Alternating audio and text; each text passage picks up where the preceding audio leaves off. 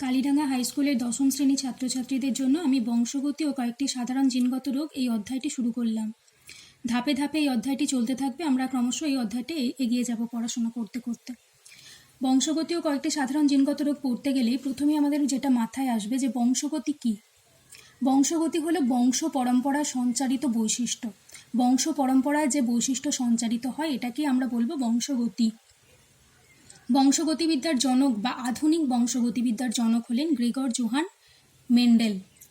Gregor Johann Mendel ছিলেন একজন অস্ট্রিয়াবাসী ধর্মযাজক। তিনি মোটর গাছের ওপর পরীক্ষা নিরীক্ষা করেছিলেন এবং বংশগতি সম্পর্কিত তিনি কতগুলি সূত্র প্রণয়ন করেন। বংশগতি পড়ার আগেই আমাদের জানতে হবে কিছু টার্মস। কি টার্মস? এই টার্মসগুলো হলো জিন, অ্যালিল, বিশুদ্ধ জীব, সংকর জীব, প্রকট বৈশিষ্ট্য, প্রচ্ছন্ন বৈশিষ্ট্য, এক সংকর জনন, দ্বিসংকর জনন, ফিনোটাইপ ও জিনোটাইপ। এই টার্মসগুলো আমাদের আগে জেনে নিতে হবে। তো প্রথমেই আমরা যে টার্মসটা সম্পর্কে জানবো সেটা হচ্ছে জিন। জিন বলতে গেলেই আগে আমাদের দেখতে হবে একটা ক্রোমোজোম। ক্রোমোজোম তোমাদেরকে আগেও বলেছি। দেখো, এটা হচ্ছে একটা ক্রোমোজোম। ক্রোমোজোমের মধ্যে কি থাকে? মনে করো এটা হচ্ছে ক্রোমোজোমের মধ্যে অবস্থিত ডিএনএ। তো এই ডিএনএরই কিছু অংশ আমরা বলবো জিন। কেন না, ডিএনএ বা আরএনএর যে অংশ থেকে প্রোটিন তৈরি হয় সেই অংশগুলোকেই আমরা বলবো জিন। তাহলে জিন সম্পর্কে আমরা জানতে পারলাম। এবার আসি অ্যালিল।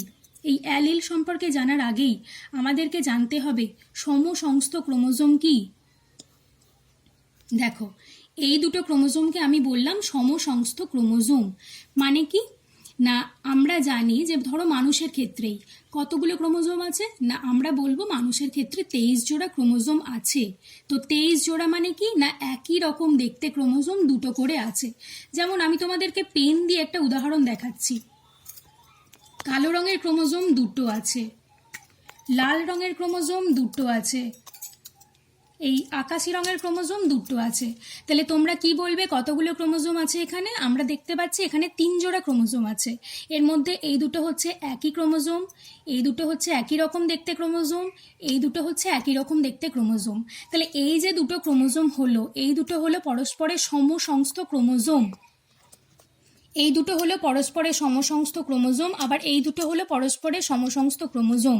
তাহলে আমরা যদি দেখি যে এই দুটো ক্রোমোজোম একই ক্রোমোজোম, তাহলে আমরা বলবো যে এই দুটো হলো পরস্পরের সমসংস্থ ক্রোমোজোম। তাহলে সমসংস্থ ক্রোমোজোমের একই বিন্দুতে, মনে করো ঠিক এরও এই বিন্দুটা, এরও এই বিন্দুটা, তাহলে একই বিন্দুতে যে জিন অবস্থিত তারা হলো পরস্পরের অ্যালিল, মানে একে অপরের অ্যালিল। এর অ্যালিল হলো এ, এর অ্যালিল হলো এ। তাহলে অ্যালিল আমরা জানতে পারলাম। এই অ্যালিলটাকে আমি ডিনোট করছি, ধরো এখানে আমি ক্যাপিটাল বি হিসেবে ডিনোট করলাম, তাহলে এখানেও আমি হয়তো করতে পারি ক্যাপিটাল বি। আবার অ্যালিল দুটো ভিন্নও হতে পারে। এখানে হয়তো আমি ক্যাপিটাল বি করলাম, এখানে হয়তো ক্যাপিটাল বির জায়গায় স্মল বিও থাকতে পারে। তাহলে আমরা পরবর্তী ক্ষেত্রে যেটা পড়বো সেটা হলো বিশুদ্ধ জীব এবং সংকর জীব। যদি এই অ্যালিল দুটো পরস্পরের সঙ্গে সমান হয়, মনে করো এই দুটো অ্যালিল ক্যাপিটাল বি হলো, তাহলে এরা হলো বিশুদ্ধ জীব। আর যদি অ্যালিল দুটো একটা ক্যাপিটাল বি একটা স্মল বি থাকে, তাহলে সেটাকে আমরা বলবো সংকর জীব। আবার অ্যালিল দুটো যদি স্মল বি আর স্মল বি থাকে, দুটোই যদি স্মল বি থাকে, তাহলে এটাও হলো বিশুদ্ধ জীব। এটা স্মল হিসাবে বিশুদ্ধ, এটা দেখো ক্যাপিটাল হিসাবে বিশুদ্ধ হলো। যদি দুটো ভিন্ন প্রকৃতির অ্যালিল থাকে তবেই কিন্তু সংকর জীব হবে। এবার আসি প্রকট বৈশিষ্ট্য এবং প্রচ্ছন্ন বৈশিষ্ট্যতে। যদি দুটো ভিন্ন অ্যালিল থাকে, মনে করো একটা ক্যাপিটাল বি আছে একটা স্মল বি আছে, তাহলে এটা হলো এক ধরনের সংকর জীব। কিন্তু এই সংকর জীবের ক্ষেত্রে যে কোনো একটা বৈশিষ্ট্যই প্রকাশ পাবে, দুটোর বৈশিষ্ট্য একত্রে প্রকাশ পাবে না। মনে করো ক্যাপিটাল বি হচ্ছে কালো রং বা ব্ল্যাক ইঙ্গিত করছে, স্মল বি যদি সাদা রং ইঙ্গিত করে, তাহলে কোনো প্রাণীর ক্ষেত্রে কালো রঙের লোম বা সাদা রঙের লোম একত্রে মিশিয়ে গিয়ে কোনো গ্রে কালার বা ধূসর কালারের লোম হবে না। কি হবে এক্ষেত্রে? এই বি, ক্যাপিটাল বি বা ব্ল্যাক কালারের লোমটাই প্রকাশ পাবে। তাহলে সাদা রঙের লোমটা প্রকাশ পেল না, কালো রঙের লোমটা প্রকাশ পেল, তাহলে যে গুণটা প্রকাশ পেল সেই গুণটাকে আমরা বলবো প্রকট গুণ বা প্রকট বৈশিষ্ট্য।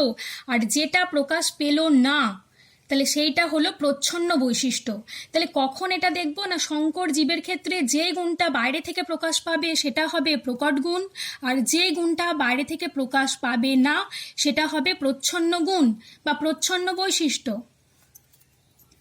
এবার আসি একসংকর জনন এবং দ্বিসংকর জননের ক্ষেত্রে।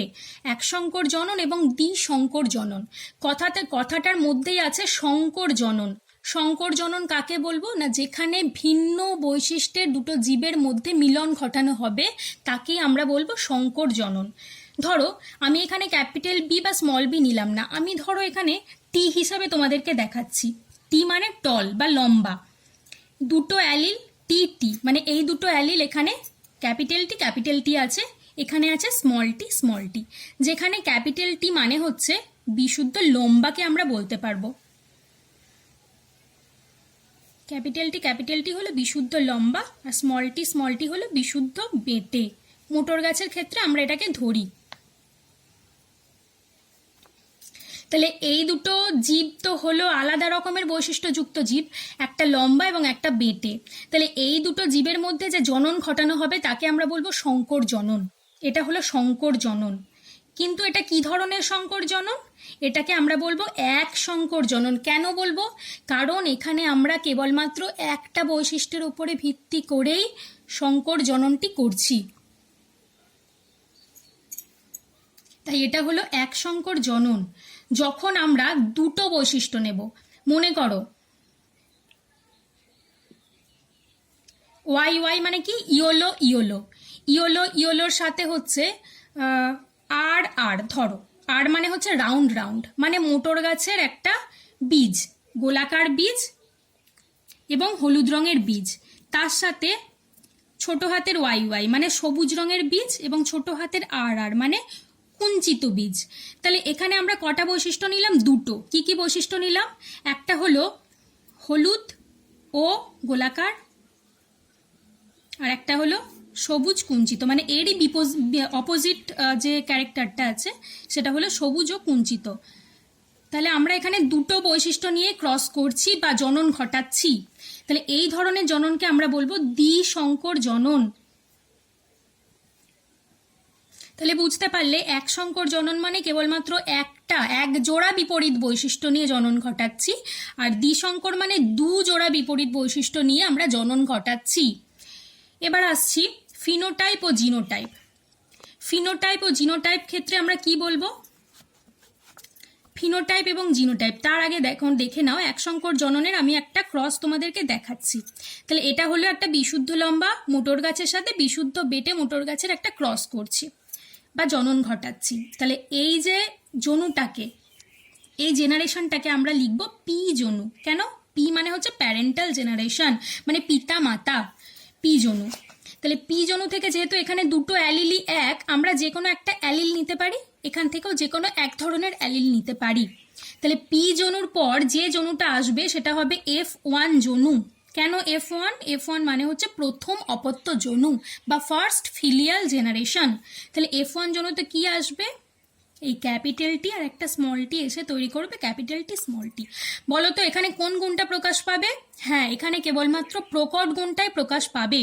প্রকট গুণ মানে কোনটা? না যেটাকে আমরা ক্যাপিটাল দিয়ে ডিনোট করি সেটাই হবে প্রকট গুণ, মানে এটা হবে লম্বা। কিন্তু কি ধরনের লম্বা? এটাকে আমরা বলবো সংকর লম্বা। তাহলে এটাকে আমরা বাইরে থেকে দেখতে কেমন লাগবে? আমরা লম্বা দেখবো না বেটে দেখবো? অবশ্যই লম্বা দেখব। তাহলে এর সাথে এর কি কোনো তফাৎ আছে? বাইরে থেকে দেখলে কিন্তু কোনো তফাৎ দেখতে পাবো না, কারণ এটাও লম্বা এটাও লম্বা। তাহলে বাইরে থেকে যে গুণটাকে আমরা দেখতে পাচ্ছি সেটা হবে ফিনোটাইপ। কি বলবো? ফিনোটাইপ মানে বাহ্যিক বৈশিষ্ট্য। আর জিনগত বৈশিষ্ট্যকে আমরা বলবো জিনোটাইপ। তাহলে জিনোটাইপ হিসেবে এটা কি? জিনোটাইপ হিসেবে এটা হলো সংকর লম্বা, আর ফিনোটাইপ হিসেবে এটা কি? না এটা লম্বা। তাহলে এবার দেখো F1 জনুর পরবর্তী জনুটাকে আমরা বলবো F2 জনু, যেখানে কি করা হয় না F1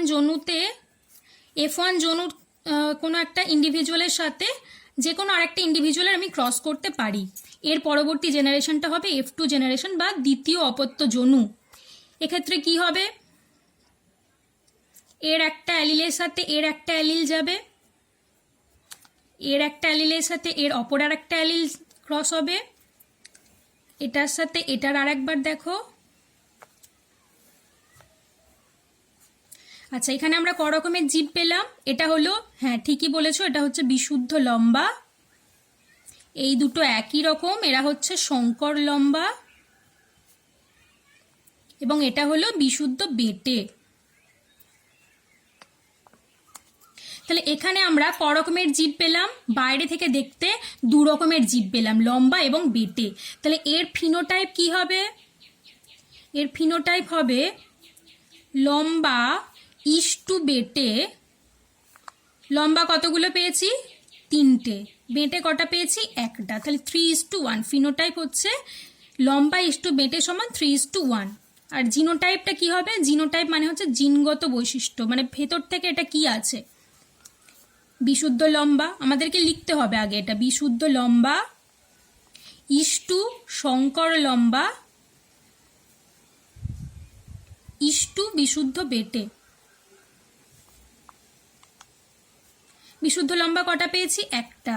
শঙ্কর লম্বা কটা পেয়েছি? দুটো। বিশুদ্ধ বেটে কটা পেয়েছি? একটা। তাহলে 1:2:1। জিনোটাইপ হলো বিশুদ্ধ লম্বা ইস্টু শঙ্কর লম্বা ইস্টু বিশুদ্ধ বেটে সমান 1:2:1। আজকে এই পর্যন্তই।